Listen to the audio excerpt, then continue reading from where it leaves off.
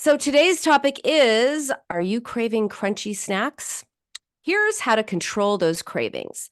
So last week, I explored the science and the psychology behind craving things like chips, pretzels, nuts, anything with a crunch. And guess what? There was so much to share that I couldn't fit it all into one episode. So today is part two, and I'm going to continue to guide you on the journey to crushing those cravings once and for all. If you are listening on Voice America, if you're listening live, the number here, if you'd like to join the conversation and talk with me, the number is 866-472-5792, 866-472-5792. If you are joining the Instagram live, you can just leave a comment in the comment box. All right, so understanding the why behind crunchy foods is only half the battle. And today I am going to share some practical, actionable, actual strategies for managing your cravings when they strike. And I'm going to dive even deeper into the psychology of cravings and give you some tips on how to stop them and what to do when they strike. So if you're ready to decode your cravings, master your munchies, and embrace a more balanced, peaceful relationship with food, keep listening. This episode is for you. All right, so recently, in the last week, I asked people in my Facebook group, Dr. Nina's Food for Thought community. If you're not a member, please feel free to join. I asked people to express their anger. And it was really interesting because a lot of the answers were self-directed anger. Angry because they'd gained weight. Angry because they struggle with medical issues. Angry because they feel physically compromised in some way, right? It was all about feeling mad at them with themselves for gaining weight or mad at their situation. And then in another of my groups, I asked another group, I said, well, what makes you mad, but you cannot turn it against yourself? I really challenged them. Express your anger, but don't turn it against yourself. So instead of, oh, I'm mad at myself because I gained X amount of weight, it was, oh, what makes me mad? People who offer unsolicited advice, people who are hypocritical, people who are mean, people who make assumptions. Entitlement made someone mad. Inconsideration made someone mad. Greedy people made someone mad. Someone else said being around family members who have the it's my way or the highway kind of mentality, disrespectful. And someone else said people who could not see them or attempt to understand them or show any interest in them made them mad. So what a difference. Like when you're not getting mad at yourself for what you're eating or what you weigh, look at what comes up. And a lot of us have a hard time acknowledging and expressing anger. And that comes from really deep-rooted experiences, our past experiences and beliefs because of those experiences about anger and expressing anger. And one common way this manifests, this conflict, is by taking out anger on ourselves, particularly in our relationship with food and our bodies. So we're mad at X out in the world, but we have conflict about that, or we feel bad about that. So no, we go and eat a bunch of chips, which, as I explained last week, anything that makes you bite down hard, chips, pretzels, nuts, what have you, that is associated with forms of anger, aggression, frustration, irritation, annoyance, rage. These are all forms of aggression. Anything that makes us bite, that is a sign that something is making you mad. But rather than expressing it about the situation or the person, we eat it, and then what happens? We get mad at ourselves. I can't tell you how many people have told me, I'm not an angry person. I don't get mad. I don't get upset at anybody, but I'm really mad at myself because, oh my God, I got on the scale this morning and I'm so mad at myself, right? No problem taking it out on themselves, but a real problem expressing it. So first, let's talk a little bit more about why it's so hard to express anger. And for many of us, it goes back to our childhood experiences. So if you grew up in a household where anger was either explosive and frightening or completely suppressed, right? I've talked to people who said, "Oh my God, it's World War III, and every people were shouting and screaming and throwing things, and it was mayhem and scary and horrible and awful. I don't want to express anger that way." I'll get to that a little bit later. Or people who said, "Oh, anger was not expressed. Like there was no anger. We just pretended it didn't happen, went to our room, came out, and pretended it never happened." So there's no way of learning how to process anger in a healthy way. And if you had one of those two, either explosive and scary or just completely repressed, then you probably learned anger is dangerous or unacceptable. If you're a woman, you might have been told, "Good girls don't get angry. That's not nice. Good girls don't get mad. Just like boys don't cry," right? Well, guess what? Boys cry and girls get pissed. You might also have gotten the message that expressing anger makes you a bad person. And these early experiences, they really shape our ideas about anger that inform our experiences as adults. And we might fear that if we get mad, that's going to lead to rejection, abandonment, punishment. Other people are going to be afraid of us or angry at us for being angry. We might worry that if we allow ourselves to feel angry, we will lose control and become destructive, maybe like the adults we witness being angry as children. One woman once said, "Well, if I get mad," and she was perfectly serious when she said that. She's like, "If I get mad, I will have a heart attack." I said, "What do you mean?" She's like, "Oh, there's that much down there. It's just going to come up. It's going to take me over and I will die. I will have a heart attack and die. I cannot express anger." So scary to her. So again, there's also that societal pressure to be nice, avoid conflict. And we're taught that expressing anger, and when I say anger, remember, I'm talking about all forms of anger: frustration, annoyance, irritation, rage. Anger is a lot of different things. It's not just, oh, anger. It's frustration, irritation, annoyance, resentment. It's a lot of different things. But we're taught, "Oh, that's rude. That's aggressive. That's not okay. And we should just strive to be pleasant and agreeable and avoid conflict at all times." But oh yeah, then you're going to take it out on yourself for what you ate or what you weigh. And again, this is particularly true for women who are socialized to prioritize harmony over their own truth and well-being. Better to make sure everyone's happy than take care of yourself or express yourself. And by the way, if you're watching this on Instagram and this is resonating with you, give me an emoji or leave a comment. Let me know if this has been your experience or how you resonate with this. So when we can't express anger because it is too scary and it is not acceptable, it often gets turned inward.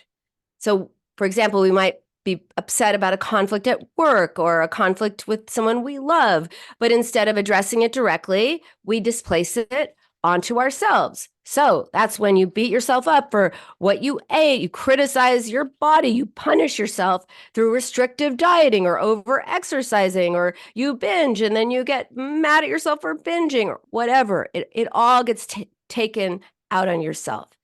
I call this the boomerang effect. And I see this pattern of self-directed anger a lot. So people say, "I am so mad at myself for eating that slice of cake.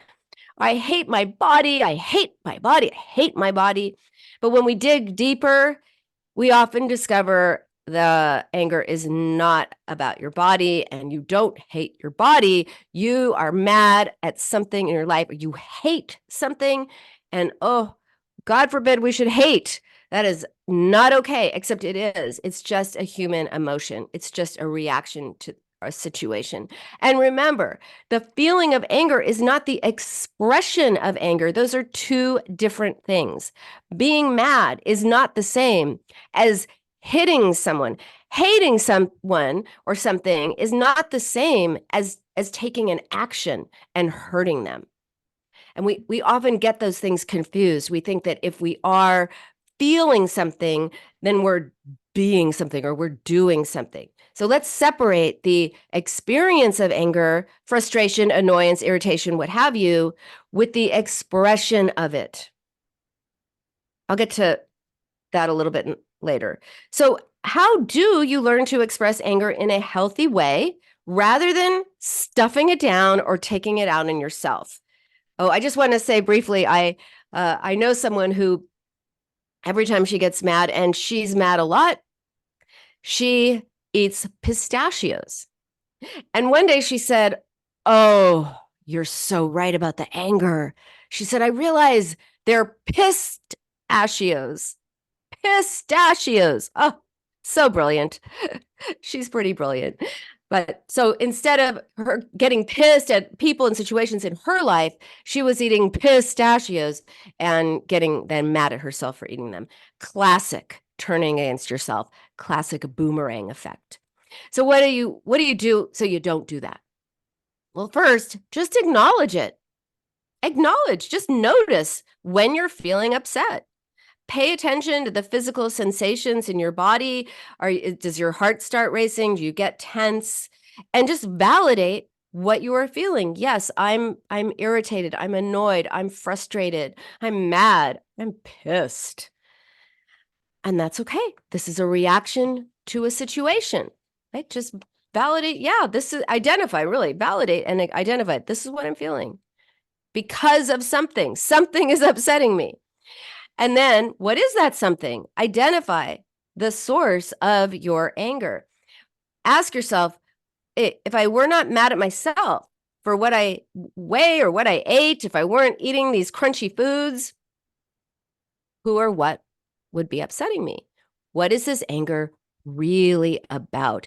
Is it really about what I'm eating, or is it something else? Is it about what's eating at me? And trace your angry feeling that you're now maybe taking out on yourself to its true source, whether it is a specific situation, a person, or some unmet need. And then express it, and express it assertively.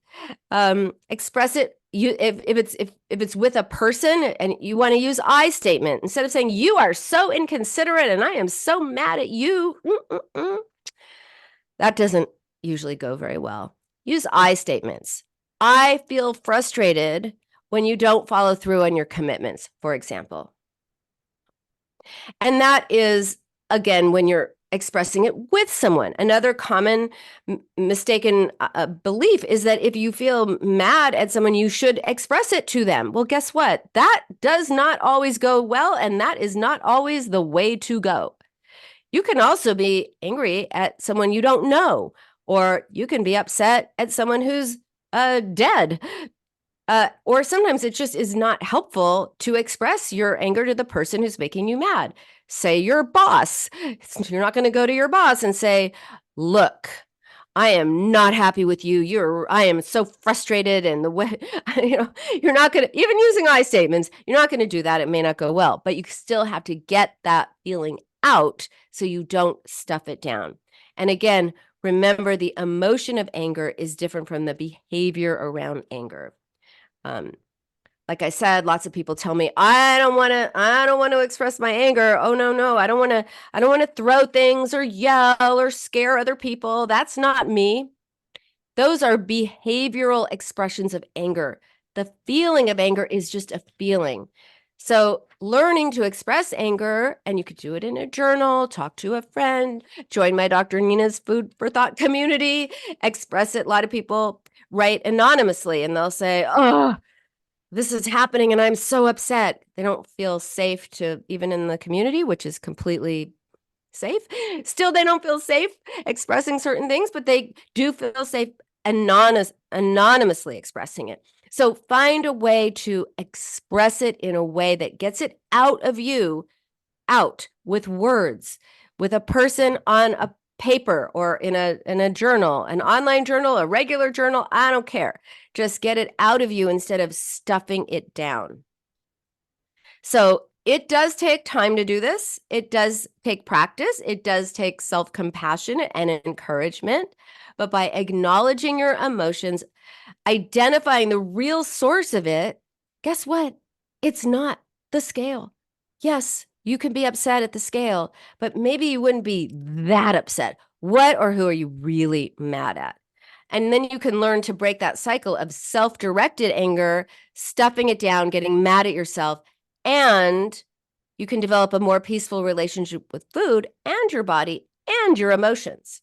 So, the next time you find yourself feeling annoyed, irritated, frustrated, angry, pissed off, enraged, whatever it is, those are all forms of anger, resentful, take a deep breath and remind yourself that your feelings are valid. You have the right to express how you feel.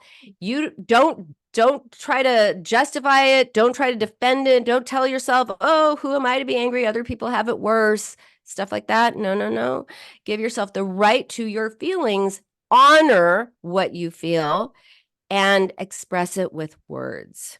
And with practice and patience, you can learn to channel that anger into positive change, because how do you get rid of feelings? You feel them. If you don't express it and you keep taking it out on yourself, you're always carrying around that anger. It just gets recycled.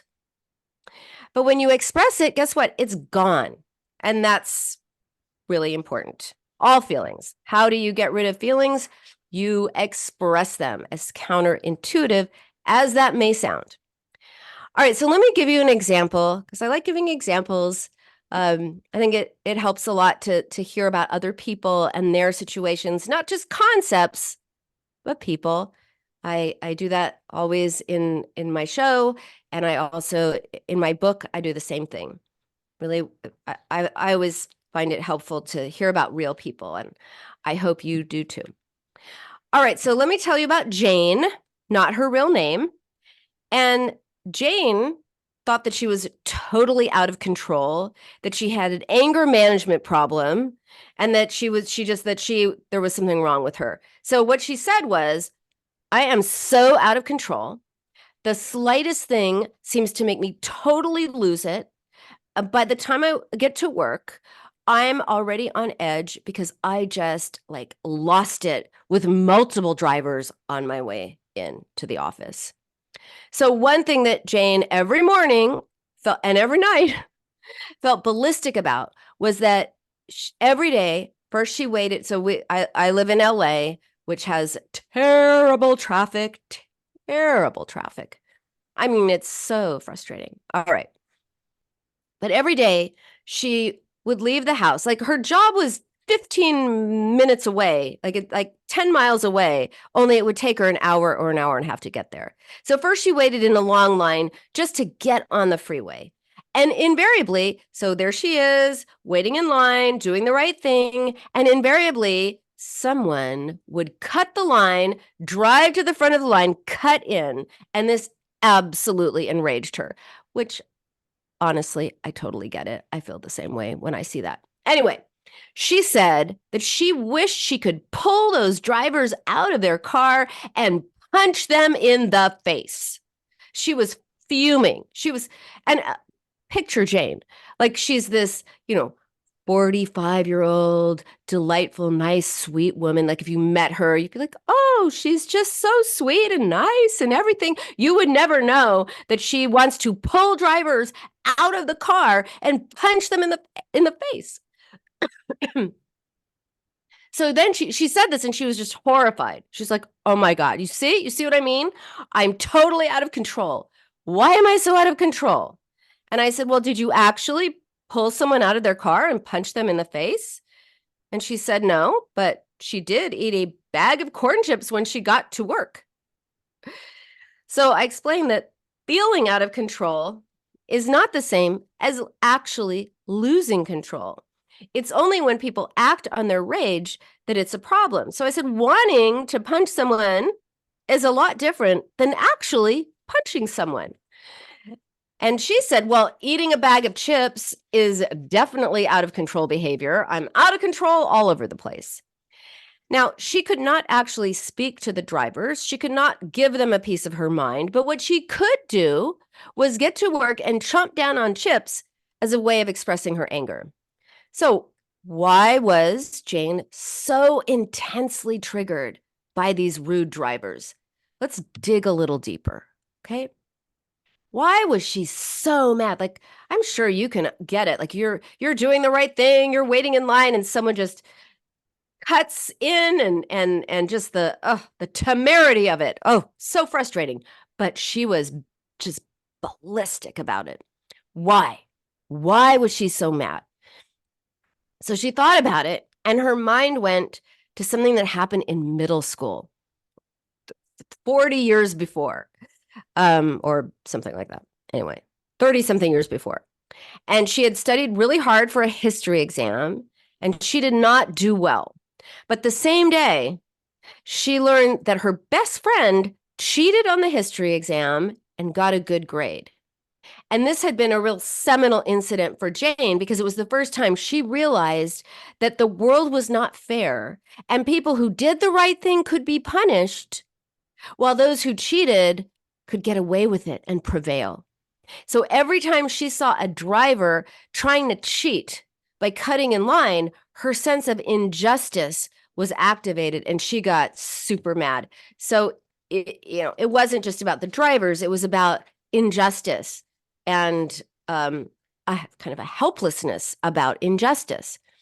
So I told her this, hey, you're getting mad at these drivers because they represent the injustice that has bothered you for so many years. And she said, okay, yeah, that makes sense. But you know what really makes me mad? She said, I weigh more than I ever had, she tells me. I am so mad at myself for letting myself go like this. And then she was on a roll. So, right, you could see she turned her anger on herself. So she wanted to know what else she could do to deal with her anger. She said, she tried to find other ways to drive to work, but no matter how she tried to go to work, it was just going to take the same long time. And she couldn't avoid rude drivers. And she told herself, hey, these drivers have nothing to do with me. I don't know them. Why am I so mad about strangers? Like logical, right? But it's not logical, it's psychological.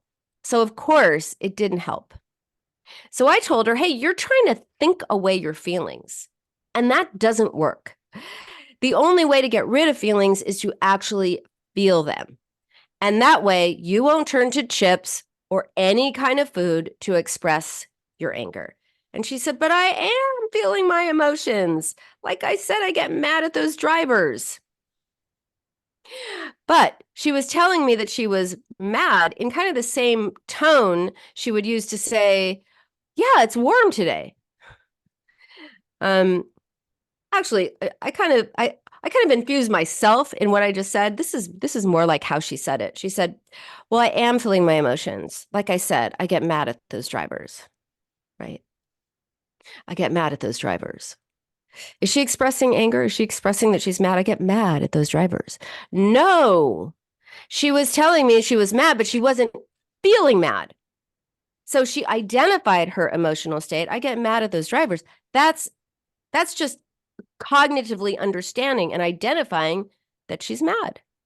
That is different from feeling mad.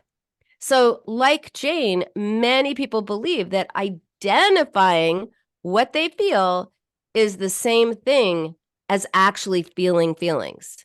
Identifying an emotion is neutral, like you're stating a fact with indifference almost. I got mad. I got sad. I was anxious, right? So what I hear a lot is people say, well, I felt my feelings. I told myself I was mad and then nothing happened. Well, of course nothing happened, because if you say, I'm mad, that is not expressing anger. I'm sad. That is not expressing sadness. So it's vital that you go beyond naming a feeling and actually expressing it. So feeling emotions requires intensity. It requires conviction. Like, I am really upset. Like, I am really upset is thinking it. I am really upset. I'm really sad. I'm really mad. That's just thinking it, identifying it. But, oh, I am so upset. I am so mad. I'm so sad. Right? That's beginning to feel it. The intensity is in the way of the way is in the intensity is the way that you express it. And we see this all the time with kids, right? If you have kids or you've seen a kid or you were a kid, you might remember young children have big feelings. Little kids have big feelings and they express it. They express their feelings. They cry, they scream, they wail, they have these big feelings. They have a tantrum, but then they're done. It's over. It's like the storm has passed. They're good. On to the next thing. So I am certainly not advocating that you wail and cry or beat your fists on the floor like a toddler. But I am saying it is crucial to acknowledge, validate, and express your emotions with some affect. That means recognizing that a situation has upset you and honoring that reaction. And there are times when you may actually confront someone who's upset you, but other times it is just a matter of acknowledging your feelings by yourself, or to others. And in Jane's case, how am I doing on time? Oh, okay. In Jane's case, 4 things had to happen. First, she had to acknowledge that she had a basic right to feel angry. Second, she had to recognize the source of that intense anger, which appeared to be just the drivers, but really had to do with her sense of injustice. Third, she had to learn to express anger, not think it away. As she was not comfortable expressing it because, of course, she'd been brought up with the idea that nice girls don't get mad. And finally, she had to learn to respond to herself in a reassuring, validating way. So when I come back from my break, I am going to talk more about this, give you more strategies of how to process anger and maybe some other feelings, and take any questions that you might have. So if you are on Instagram, stay with me. You can also ask me anything now. And if you're on Voice America, I'll be back in 2 minutes. And by the way, if you are on Instagram and you don't already have my book, 7 Steps to Outsmart Emotional Eating, the Binge Cure, 7 Steps to Outsmart Emotional Eating. I do a deep dive into anger, everything that is hidden from us that causes us to turn to food. Because if you are not, it's not what we are eating that is the problem. It is what's eating at us. And if you are not aware of why you're eating and you're only focusing on what you're eating, you're going to stay in that diet binge cycle, or, just feeling bad about yourself, turning to food, feeling bad about yourself, turning to food. You've got to find a new way of expressing what's going on, identifying what's going on, first of all, which can be hard, expressing it, and then comforting yourself, reassuring yourself with words instead of with food. So it is on Amazon in all formats. This is the hardcover. It comes in paperback, audiobook. I read it to you. I can read it to you. And also Kindle. So all formats, find it on Amazon. And if you are here with me and you have any questions, please let me know. We have about, a minute left until the show starts. A minute? Jordan? About 30 seconds. So we're back. 30 seconds. Okay. 30 seconds. Luckily, I have Jordan to help me with my time management. Thank you, Jordan. No problem. All right, we are at 15 seconds.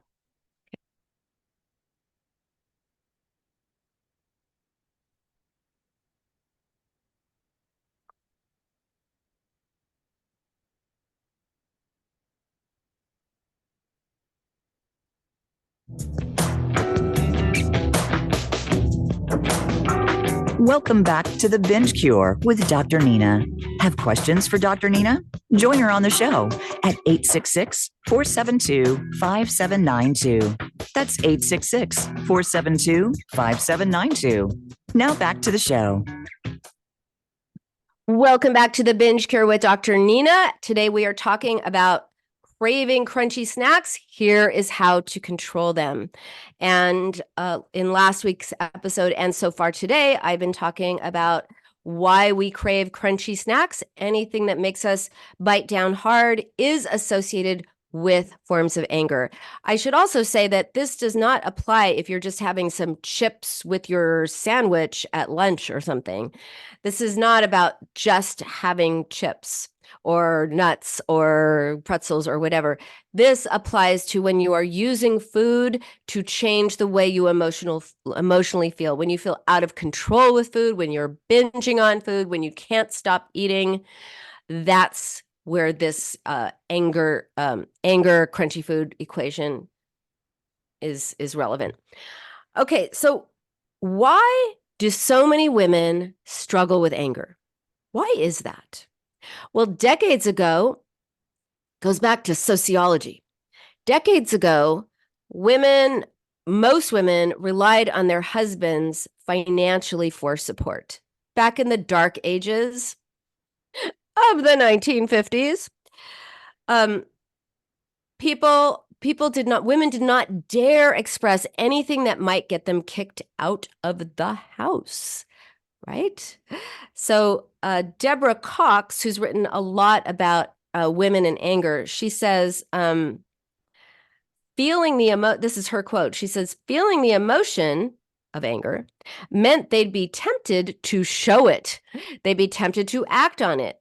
Instead, women learned to stop anger in its tracks, converting it to silence or depression, which was easier and safer to show. It's easier for someone to be depressed or shut down than to show anger if that anger meant that it would cause friction in the marriage. And so many women just learned not to be angry, shut it down, stuffed it, converted it into depression, took it out on themselves, etc. And this stoicism was passed down from generation to generation. So many women in our contemporary society, when women are not, for the most part, not financially dependent on their husbands for their lives, women today have still learned to stifle their anger. It's been generationally passed down, but they don't even know why. They didn't even know the genesis of it. And if that anger is not recognized and expressed, it may be denied, it may be converted into depression, and it may be turned against the self. Stuffed down, and then you get mad at yourself for eating. So another way of dealing with anger is displacement. So remember, Jane did not let herself express how she felt. Instead, she turned on herself and she was mad at herself for eating the chips, for gaining weight, you name it. It was something to do with her. So clearly, Jane needed to understand what was eating at her, which is more of the unconscious. Consciously, she was just mad at herself for eating chips, for gaining weight. Consciously, she was mad at the driver. She wanted to pull them out of the car and punch them in the face. There's anger right there.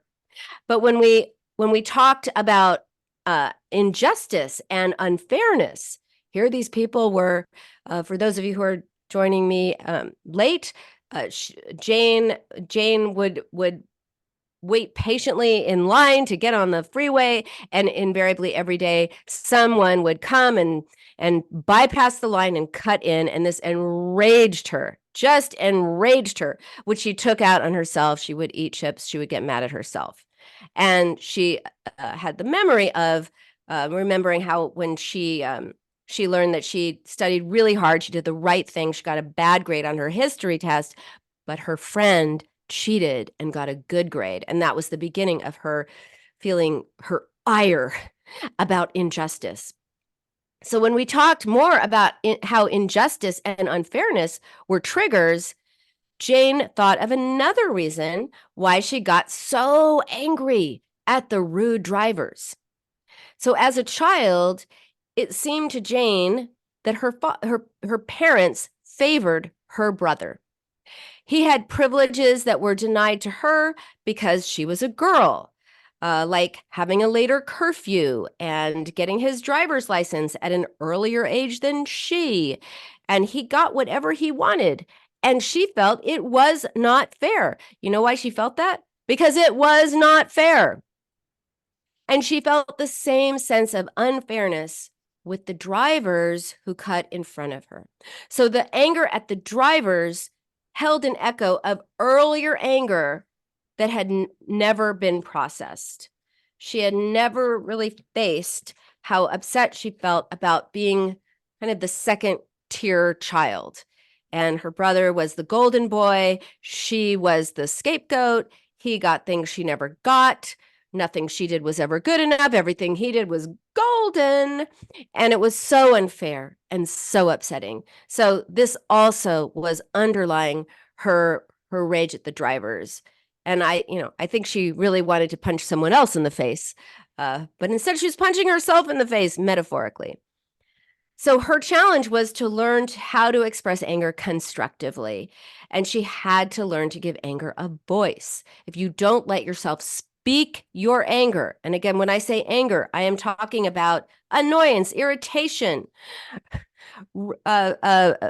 being pissed off, resentful, mad, rage, a whole spectrum of intensity of anger. If you don't let yourself speak your anger, you will take it out on yourself for what you eat or what you weigh.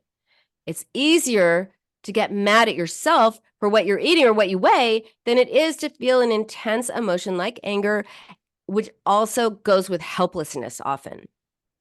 And she said, well, I am mad at the drivers, Jane said. She was also mad at her parents for favoring her brother and making her feel terrible about herself. And then she said, but do I have to tell them how I feel? This is all stuff from the past. I don't know what good it will be to talk about it now. They're old. I don't want to hurt them. Talking to people who hurt you in the past may sometimes be an option. I'm going to say sometimes. I'm also going to say rarely. But definitely not always. Often it is absolutely a waste of time and energy to tell someone that you are upset with them because they cannot hear you, they don't get you, they treated you badly in the past, and they never responded the way that you wanted. And as I was saying before the break, sometimes the person you're mad at is someone you can't actually talk to about how mad you are, like your boss or someone who's dead. So just because you cannot express feelings to the person who's upset you doesn't mean you can't express your feelings. You can still express them.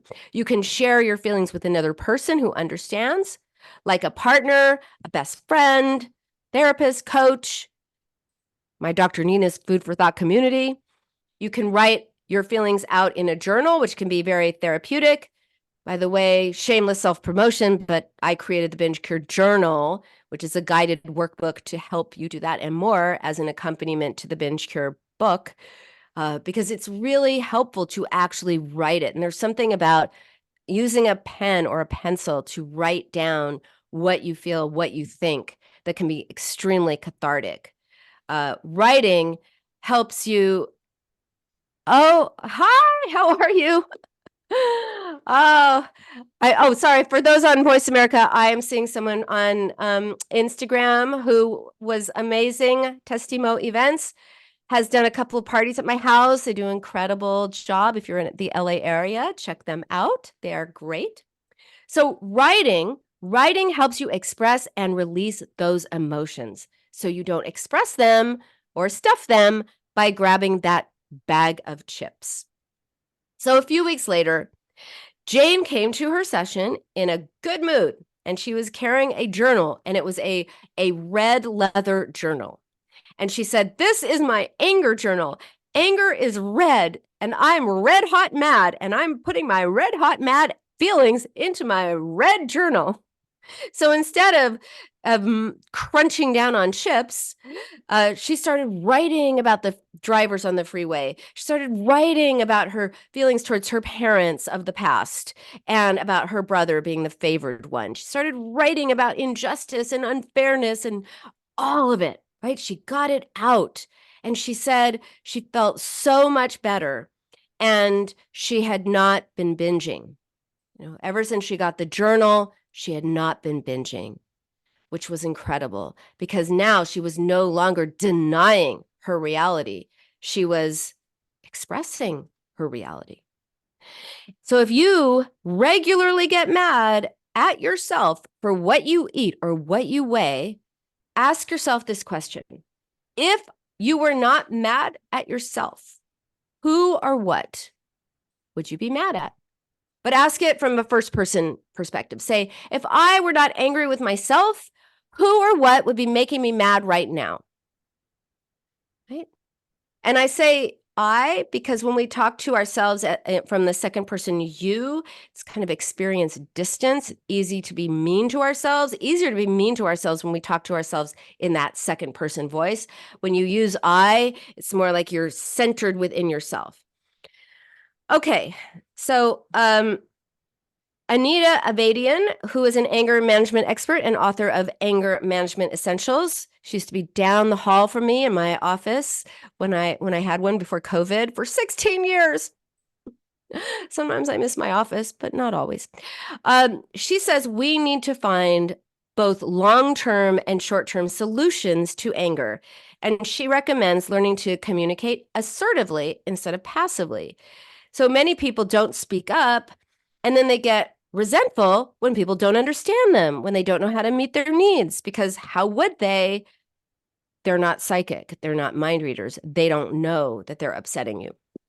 So she says you got to communicate assertively, which means letting other people know all about what you need, what you want, what you feel.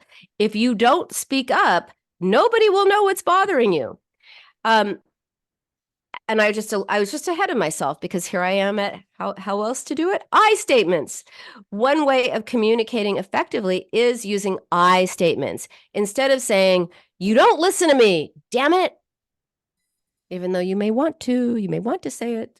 You don't listen to me, damn it. Instead say, I feel discounted when you don't respond to me. It makes it so the other person can hear it better. People get defensive when you use the you statements, but they're more able to hear it when you use the I statements. So also address specific behavior rather than generalizations. For example,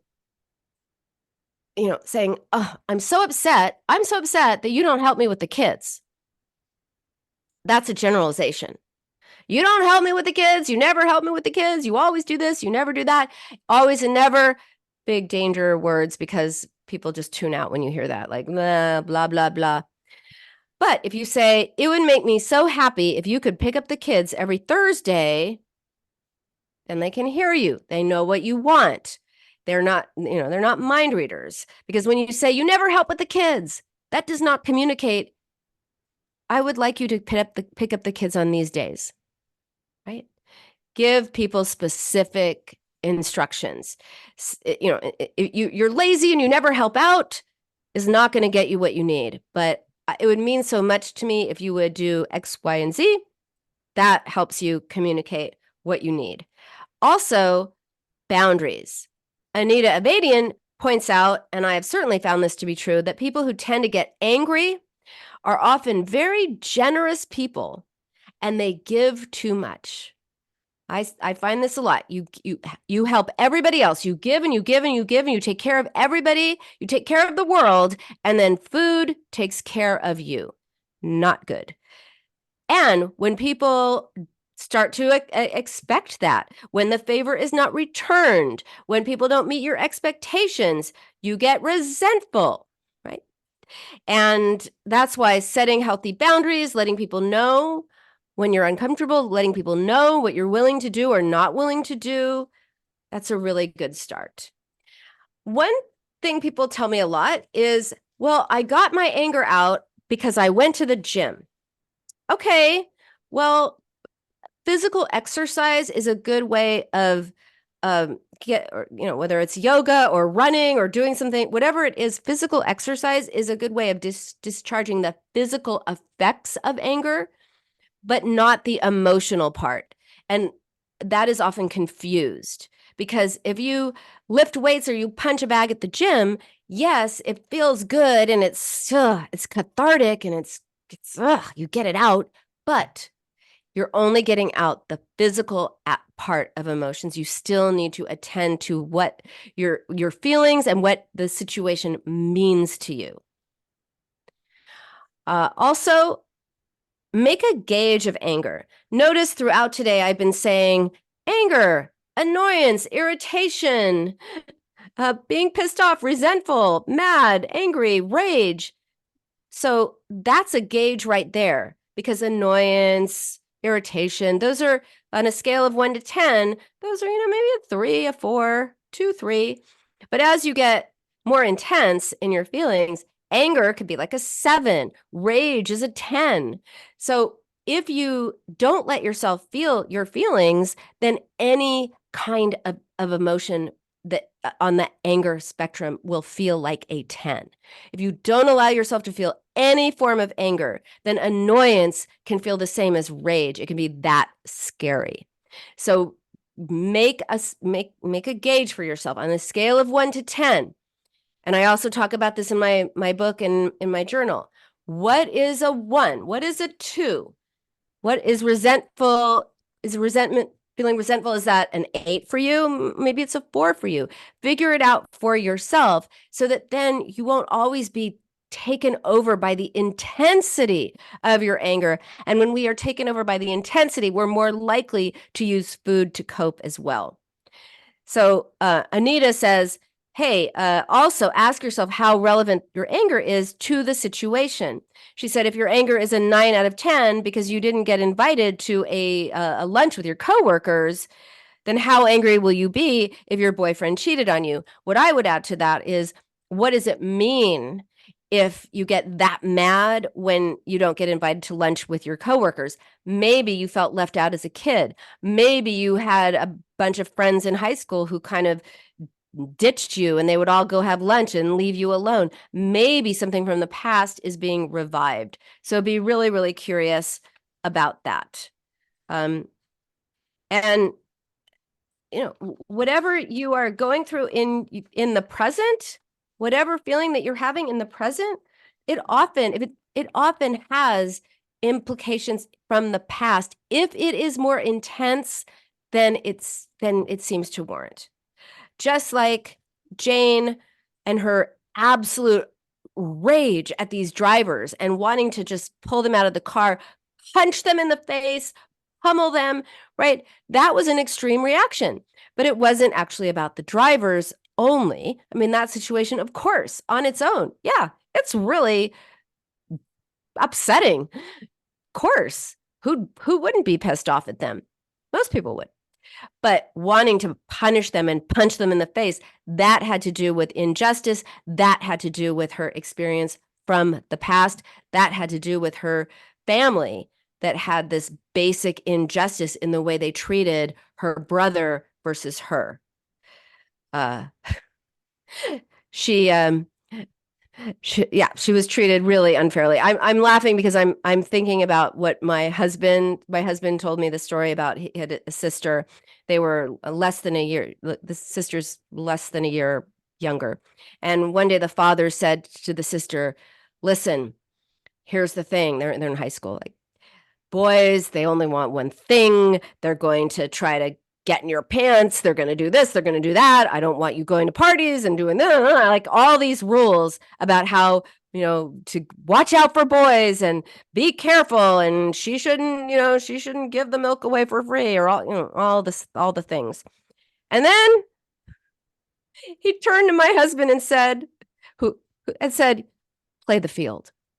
Talk about a double standard. What? So I imagine his sister was pretty pissed, right? if you're mad and you are more intensely angry than the situation seems to warrant, don't tell yourself you are overreacting. Ask yourself, how is this familiar? What is it about this dynamic that feels familiar to me? Because chances are you are re-experiencing something familiar and awful. And when you investigate that, then you get to the root of why you're feeling that so intensely. You don't stuff it with chips and you don't get mad at yourself. You're actually free. That's why I love the analogy of the weed and the root. If we just pluck a weed, which is what we can see, it's obvious there's a weed. Let's pull it out. Well, if we don't pull out the root, which is underground, the thing we can't see, it's going to grow right back. So we really have to do some emotional gardening, dig out that root, which is in our unconscious hidden minds, dig it out, and when it's gone forever. When you have a new way of relating to yourself, to your feelings, including anger, you're not going to use chips to stuff down or displace or take out your angry feelings towards other people on yourself. You're going to feel just free, right? And that's the goal is, identify what it is that is eating at you, deal with it directly, learn to express what you feel, learn to respond to yourself in a healing, nurturing way, validate, acknowledge, and reassure yourself. And then guess what? Chips are just the thing that you have with your sandwich at lunch. And yes, you're having a sandwich. Yes, you're having bread because there are no forbidden foods. And yes, you can still be at a healthy weight and eat bread. Just my little side thought. I just talked to someone who's like, well, I can't lose weight and eat bread. Yes, you can. Yes, you can eat anything. Deprivation leads to wanting what you can't have. There's the diet binge cycle. That's a whole other show.